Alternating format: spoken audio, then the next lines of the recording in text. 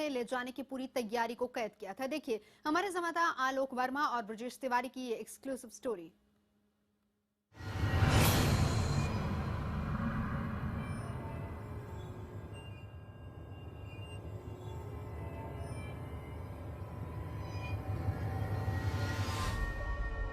इस सफर की शुरुआत हो रही है देश के दिल, देश की राजधानी दिल्ली से, जहां सत्ता है, जहां संसद है, जहां रहती है देश की सरकार, मंत्री और सांसद।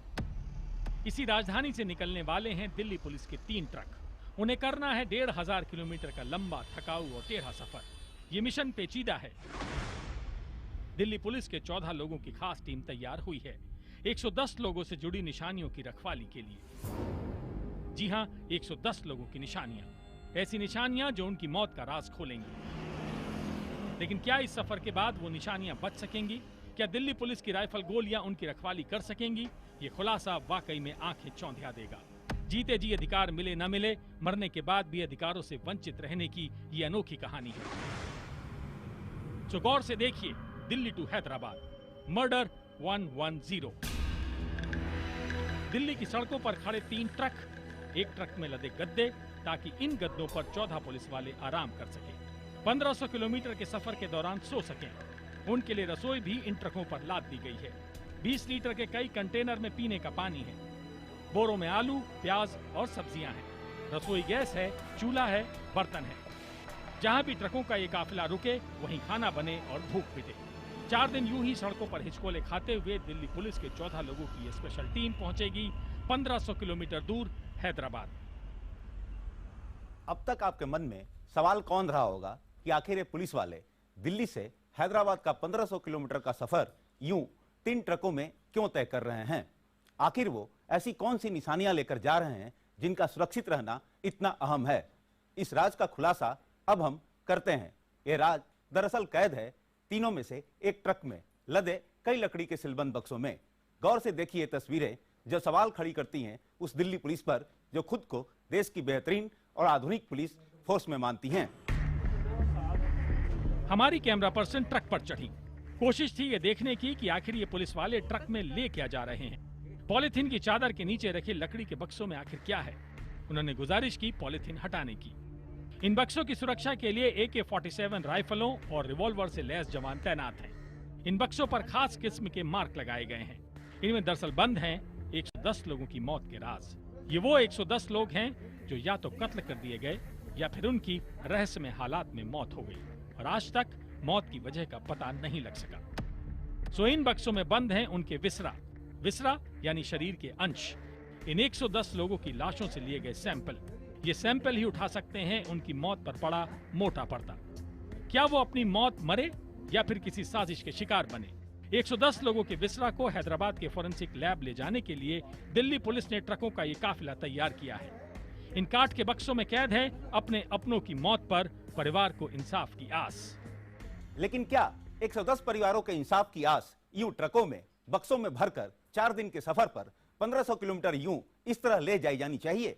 क्या आधुनिक पुलिस का ये बाबा आदम जमाने का तरीका हास्यास्पद ही नहीं, इंसाफ पर आघात नहीं है? ऐसा अहम सबूत को यूं खुले ट्रक में भरकर बिना किसी खास तैयारी के यूं ले जाना क्या मजाक नहीं है, तमाशा नहीं है? हमने दिल्ली पुलिस के कई आला अफसरों से जवाब मांगा, लेकिन कोई भी कैमरे पर आने को तैयार नहीं हुआ। हार कर जब विसरा जांच का कामकाज देखने वाले क्राइम ब्रांच के एडिशनल DCP के पास गए तो क्या था उनका आधा अधूरा जवाब, खुद ही सुनिए। इसमें हमारी एक टर्न वाइज हम डिस्ट्रिक्ट टीम्स गठित करते हैं जो कि गवर्नमेंट व्हीकल में इनको ट्रांसपोर्ट करके उस लेबोरेटरी तक इकट्ठे करके केसेस को हर महीने भिजवाते हैं। हमने 110 लोगों की मौत के अहम राज का यूं खुले ट्रकों पर 1500 किलोमीटर का सफर करने को आखिर मर्डर 110 का नाम क्यों दिया? 110 लोग मर चुके हैं, उनकी मौत की ठोस गवाही नहीं है। गवाही सिर्फ उनके शव ही दे सकते हैं, वो भी साइंटिफिक जांच के बाद। उसके लिए सबसे जरूरी है इन अभागे लोगों के शवों के हिस्सों को सुरक्षित फोरेंसिक लैब तक जल्द से जल्द पहुंचाया जाए ताकि इंसाफ हो। लेकिन ट्रकों का ये काफिला रसोई गैस, बिस्तर के लाव लश्कर समेत विसरा के सैंपलों का ये सफर दर्शाता है कि कहीं ना कहीं पुलिस के ही हाथों कहीं इन 110 लोगों का दोबारा मर्डर तो नहीं हो रहा है? क्या मौत के बाद भी उन्हें एक और लापरवाही की मौत तो नहीं मारा जा रहा है? ये आशंका हमारी नहीं है, दिल्ली के एम्स में फोरेंसिक विभाग के अध्यक्ष एक्सपर्ट डॉक्टर सुधीर गुप्ता की है। उनका ये डर आगे दिखाएंगे, क्योंकि ये डर सबूत जुटाने और सबूतों को सहेजने और उसके बल पर इंसाफ दिलवाने की पुलिस के दावों की कलई खोल रहा है। और हम जिस केस को दिखा रहे हैं उसमें ये टीम दिल्ली से हैदराबाद जा रही है। उसके पास 110 लोगों के विसरा सैंपल्स हैं। फोरेंसिक एक्सपर्ट्स का कहना है कि अगर विसरा के सैंपल में थोड़ी भी गड़बड़ी हो जाए तो उसकी जांच के नतीजे गड़बड़ा सकते हैं।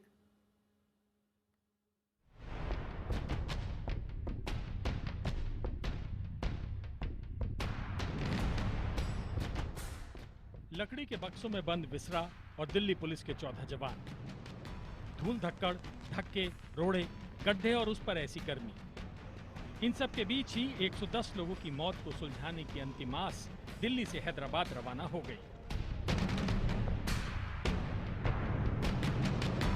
कौन देगा ये गारंटी कि इस तरह हैदराबाद पहुंचते पहुंचते ये सबूत नष्ट नहीं हो जाएंगे? क्या दिल्ली पुलिस ये गारंटी देने की हालत में है?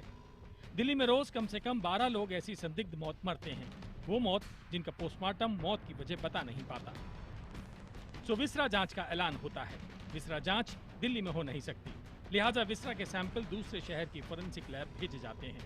बेहद लंबी कानूनी प्रक्रिया के चलते वैसे भी मौत के तुरंत बाद विसरा सैंपल कभी फोरेंसिक लैब तक नहीं पहुंच पाती। सैंपल लेने, सैंपल लेकर जाने वाली पुलिस टीम बनाने, पुलिस टीम को सड़क के रास्ते भेजने के लिए ट्रक तय करने, ट्रकों के डीजल के लिए इजाजत लेने, डीजल हासिल करने में कम से कम 15 दिन लगते हैं और इस सब के बाद ट्रक तैयार होते हैं और फिर लंबी यात्रा पर रवाना। क्या ये क्रिमिनल इन्वेस्टिगेशन के साथ खिलवाड़ नहीं है? विसरा प्रिजर्व सपोज हम आज करते हैं तो इससे लेबोरेटरी तक पहुंचने में समय लग जाता है, कभी सप्ताह लग जाता है, कभी महीनों लग जाता है और इस बीच इसका स्टोरेज एक जो पार्टिकुलर टेम्परेचर में होना चाहिए वो भी मोस्ट ऑफ द केसेस में नहीं हो पाता है। एग्जामिनेशन जो केसेस होते हैं जिनमें करवाना होता है उनकी संख्या और जो हमारे यहाँ सुविधा है एफएसएल दिल्ली में, उन दोनों में कमी होने के कारण इनको हमें दूसरी लैब्स में भेज के इनकी एग्जामिनेशन करवानी पड़ती है। दिल्ली में विसरा जांच के लिए 2 CSFL लैब हैं, दोनों ही केंद्र सरकार की है। पूरे देश से रहस्यमय मौत के केस सुलझाने के लिए यही विसरा सैंपल आते हैं। जांच की वेटिंग लिस्ट बहुत लंबी है, तो मजबूरी में दिल्ली पुलिस को हैदराबाद, चंडीगढ़, कोलकाता और अहमदाबाद CSFL लैब की मदद लेनी पड़ती है और हैरत अंगेज तरीके से हर शहर के लिए ट्रकों से ही ये टीमें सैंपल लेकर जाती हैं। हजारों मील का रास्ता। दिल्ली से हैदराबाद 1500 किलोमीटर, दिल्ली से कोलकाता 1462 किलोमीटर, दिल्ली से अहमदाबाद 1113 किलोमीटर, दिल्ली से चंडीगढ़ 250 किलोमीटर। सो हिचकोलों के बीच कई कई दिन का लंबा सफर। यह हाल तब है जब गृह मंत्रालय ने निर्भया गैंग रेप के बाद दिल्ली पुलिस को फोरेंसिक जांच में तेजी लाने का आदेश दिया था। दिल्ली पुलिस जेब खाली होने का रोना रो सकती है। यह तर्क दिया जा सकता है कि ऐसे मिशन पर शहर के बाहर जाने वाले हर पुलिस वाले को रोज के खर्चे के लिए 200 रुपए मिलते हैं। 200 रुपए में ही उसे 3 बार का खाना पीना निपटाना होता है। जाहिर है ये काम आसान नहीं। इसी वजह से बाकायदा सड़क के जरिए ट्रकों पर रसोई भी लाद कर यूं ले जाया जाता है ताकि सुबह शाम रुककर सड़क किनारे ही खाना बनाया जाए, खा पी कर आगे बढ़ा जाए। लेकिन जब सवाल मर चुके लोगों के घर वालों को इंसाफ दिलवाने का हो तो आखिर फंड क्यों नहीं है? क्यों विसरा सैंपल को फोरेंसिक लैब तक पहुंचाने के लिए हवाई जहाज से नहीं लाया जा सकता? 2008 तक दिल्ली पुलिस विसरा सैंपल दूसरे राज्यों के लैब भेजती थी, लेकिन 2008 में ही दूसरे राज्यों ने दिल्ली से सैंपल लेना बंद कर दिया। 2012 में गृह मंत्रालय के आदेश के बाद हर एक राज्य का कोटा बन गया। अब फोरेंसिक एक्सपर्ट दिल्ली नहीं बुलाए जाते। अब सैंपल दूसरे राज्यों में जाते तो हैं, लेकिन उन्हें कैसे भेजा जाए इस बारे में कोई स्पष्ट नीति नहीं है। तो दिल्ली पुलिस ने ट्रकों का इस्तेमाल करना शुरू कर दिया। लेकिन अब खतरा विसरा के असुरक्षित होने का है, सबूतों के खत्म होने का है। तो सवाल उठेगा कि क्या किसी आधुनिक तरीके के बारे में दिल्ली पुलिस ने कभी सोचा? ब्रेक के लिए यहाँ पर रुकना होगा।